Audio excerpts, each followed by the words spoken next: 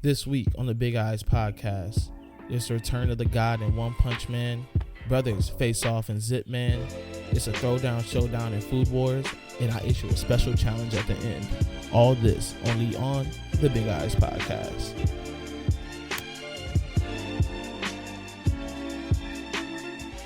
Thank you everyone for tuning into the Big Eyes podcast. Once again, I am your host LJ.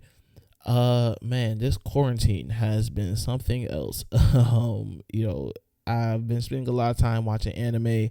Lately been watching Naruto, from the beginning, and it's been cool. Naruto's a good show. I just wish people, the fanboys on Twitter just calm down a bit. But man, once again, here at the Lookout, we are still trying to push out, content during all this, and so we can give you guys something to listen to while you're sitting in your home. If you are a fan of Digimon, last week, me, Jeff, and Mills, we did a little special episode about Digimon and their return and what we want to expect. You can listen to the Big Eyes podcast where I talk about all manga. You're here now. You can go listen to the Lookout as they are, talking about Demon Slayer and the first season of Demon Slayer as they are wrapping that up, and they have just they just did an episode on probably one of the best fight scenes, like really the fight scene that set the new bar of everything. But yeah, here at the Lookout, we're still trying to give you guys content. We're still trying to just make this all enjoyable for you guys. But here we're at Big Eyes, we're here to talk about manga, so let's get into it.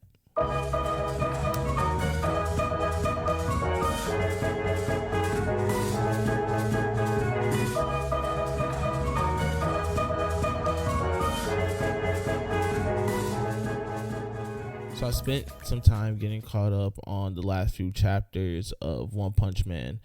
These last few chapters are really centered around Drive Knight, what his connection to the story is, what he's bringing to the table. Drive Knight really makes his introduction during the fight with Nyan. Nyan, who was the executive with the Monster Association. Right now, he was currently wiping out all the reinforcement heroes, putting them through the ringer. Drive Knight was just watching off in the distance, getting data on him before he joined the battle. But once Drive Knight joins the battle, you have this very exciting, very fun, visually entertaining battle full of transformations, full of shit talking, full of just a bunch of the typical One Punch Man antics of things kind of being very over the top. Something that works for them very well. Just that complete over the topness of them. It just fits with how they tell the story and visually how they present it to us. But you get this very fun battle, which ends with Drive Knight cooking Nyan. I'm not talking figuratively. I mean literally cooking him inside of his suit, burning him up to a pulp. So really the big thing that happens here after is as Drive Knight is helping the other heroes kind of escape and getting to safety, we get a big reveal where he says that he's finally figured out who the traitor is in the Hero Association, and it's crazy because he was one of the people who was getting accused of being a traitor, but we figure out that really the traitor is Dr. Bofai, or also known as Metal Knight.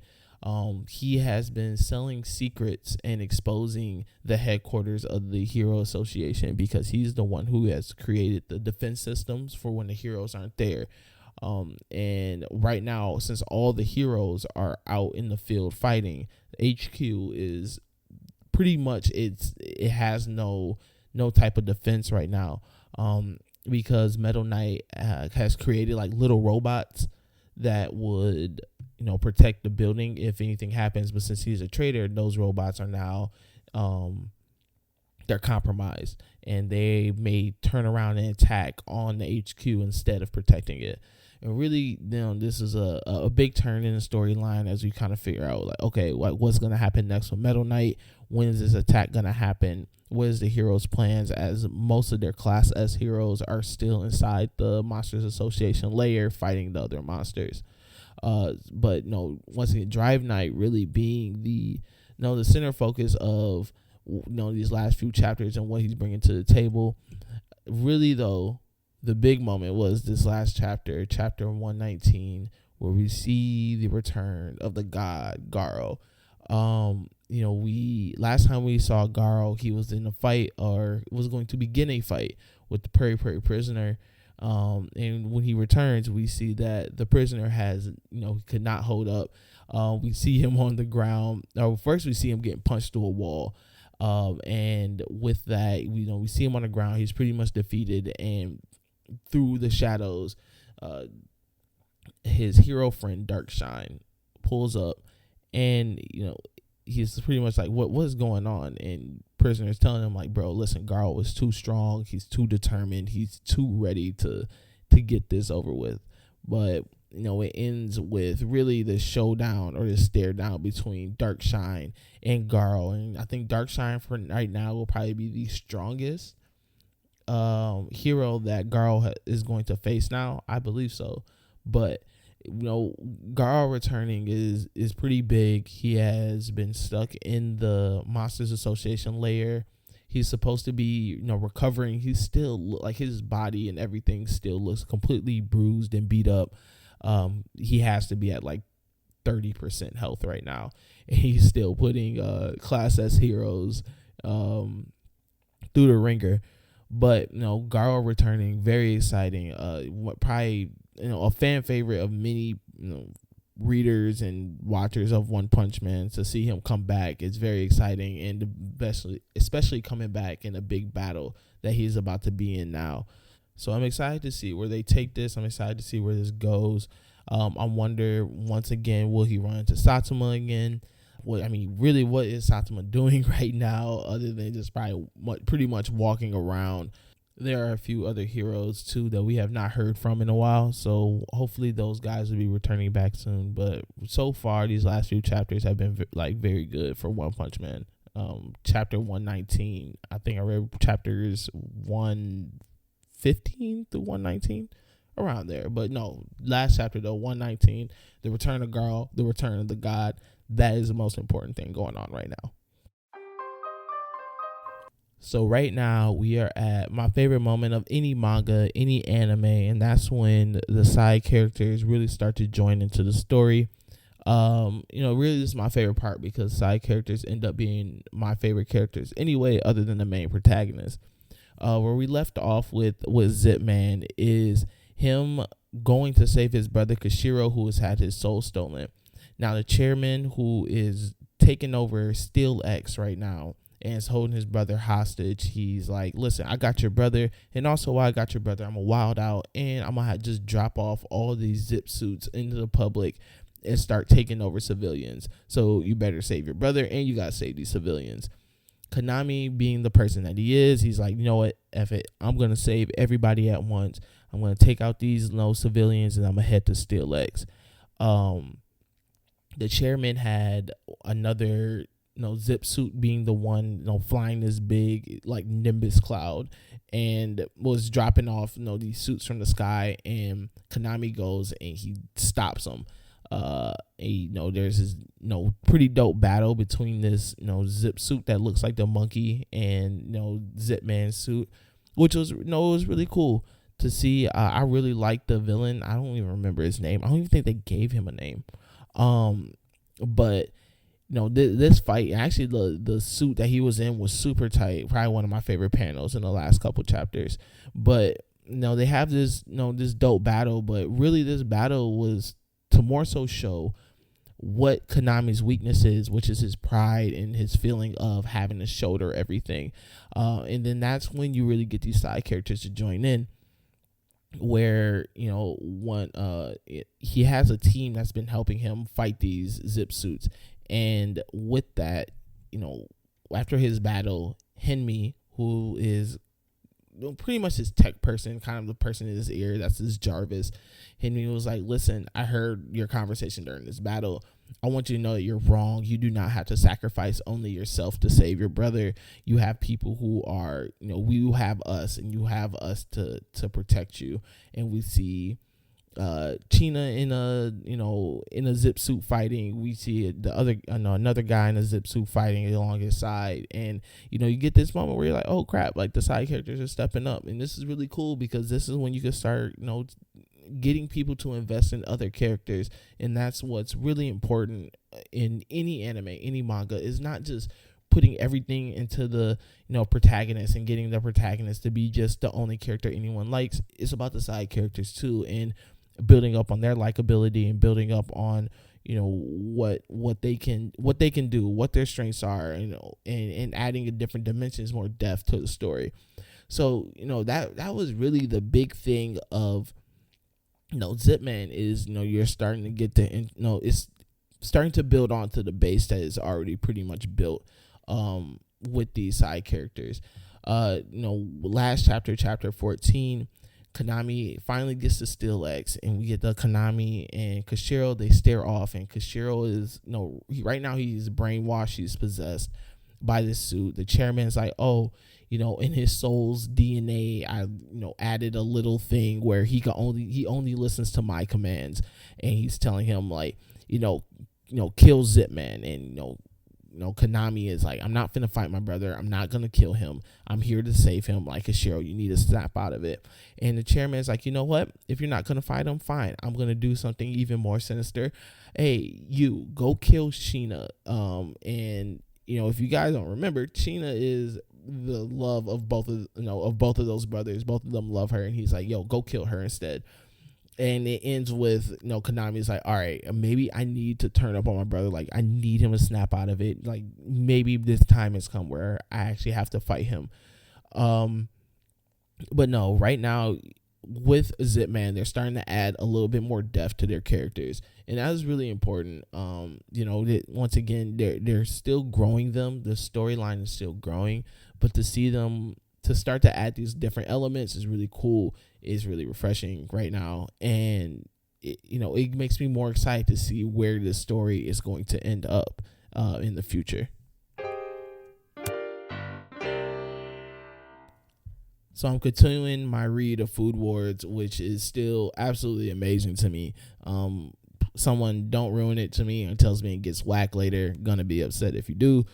I'm very happy I'm reading it though, because this is one of those mangas / animes that I feel that if I got caught watching, it would be one like very weird to explain what is going on because of like the very sexy responses they have when they are eating food. But where I left off at is Soma has moved into his dorm. You mean his dorm mates, they're parlaying with each other. They hanging out. We're starting to meet some of these different characters. But really, the one person the dynamic that is really played upon and that caught my interest is between Soma and Senpai. And what does that mean between these two? What does the relationship mean? What is Senpai's like? Like, there's this weird shroud of mystery around him that I'm like getting into, and I want to just know what role is he gonna play? What is the bigger purpose of him? What is his motives? As Senpai, he starts to explain to Soma what the student council is and what the 10 council members are, and it's revealed that he is one of the council members. He is actually 7th on the chart of the top 10, and I like this. I like this like student council, like this evil group. Very Kill la Kill vibes here, and I'm excited to see kind of what role he plays in this. Like, is he really for someone? Does he want to support him? Is he going to turn on him? I just like where this relationship and dynamic is going. Really, the big moment though that I left off at finished up is the cook-off between Akumi and Soma to save the Bowl Society. A very fun battle. This is like the first time we really get to see Soma in action. You get to see him do this big challenge against someone who is who is considered way better than him in the school standard. We learned that Soma really doesn't have the the knowledge, the traditional knowledge about cooking. He just has the skill and knows how to kind of mix these flavors and skills together. But we get this battle between him and Akumi, who is known as like a master of meat. She just knows how to use the best grade of meat, knows how to cook it, cut it, all these things. And someone's like, listen, I'm gonna use this cheap meat. I'm gonna learn, and I'm gonna make the best dish with this very inexpensive meat. And he does it. He wins this bowl battle between her, and he forces her to join the bowl society group. And after this, though, after this very exciting cook off, which I really like. I like how they do the cook off. Once again, I like how they transition. I'm used to reading a lot of shonen that are very actiony, very a lot of fight scenes. It's cool to see how they substituted that with the cooking and how entertaining they make the cooking look and how fast paced it looks. Very fun. But where I left off at is them heading to the cooking camp, and what is the cooking camp going to bring? This evil ass this hard cooking camp that they're about to all head to, where they explain to the students that this is pretty much like hell and many of you may not survive. But that's where I've left off at, of them heading to this camp and wondering what's going to happen next with them going there. Once again, Food Wars is very fun. I'm excited that I got into it, and I'm going to continue, guys, to update you where I'm at, how I'm feeling about it, what all my thoughts on Food Wars as a whole as I continue to read through it. So while we're all quarantined right now, and while I'm going to still be pushing out episodes during this quarantine, I want to do something fun for everybody to feel connected, something cool. So I'm going to issue out the Straw Hat Challenge. And the Straw Hat Challenge is going to be, during this quarantine, for however long, I'm going to try to read all of One Piece from beginning to the current, where it's at currently. Don't know. One Piece is like 900 something chapters right now, and it's still going. So I'm gonna try to completely catch up. I've read most of One Piece. I'm still behind. Whatever. But I'm gonna try to start it all the way over and get to where it's at currently by the time this quarantine ends. If you guys are down and want to join, just hit a little hashtag Straw Hat Challenge, and then pretty much post a little screen cap of where you're at, what chapter you're at, what scene you're at. So right now I have read up until Buggy. And we're about to be introduced to Buggy the Pirate. We'll just do a little short segment each week on it, just to let guys know where I'm at. Some quick thoughts. I love One Piece. One Piece is such a dope anime. It's such a dope manga. It's super long though, and I think it being super long and us not knowing how long we're gonna be in this, it gives us some time. And it gives us it's pretty fun to try to see how fast I can get through this, and try to get other people to do it. So once again, if you want to come join, you can at the Lookout RNC, hit us with a little hashtag Straw Hat Challenge, post where you're at. It's going to be each week, every Thursday. I'm going to update you guys on how much farther I am in the story. But right now, I'm at Buggy the Pirate. We're just getting introduced to him. Very fun challenge, and I hope everybody joins. Thank you guys so much to listen to this episode of the Big Eyes Podcast. Once again, I'm your host, LJ. You can follow me on Twitter at JamalSLM, and you can follow me on Instagram at StrawHatLJ. And follow the Lookout Network at the Lookout RNC, and follow RNC Radio live for a whole bunch of other podcasts, from movies to sports to comic books. We got everything. So thank you guys so much once again for tuning in. You guys stay safe, stay quarantined, stay plus ultra. Peace.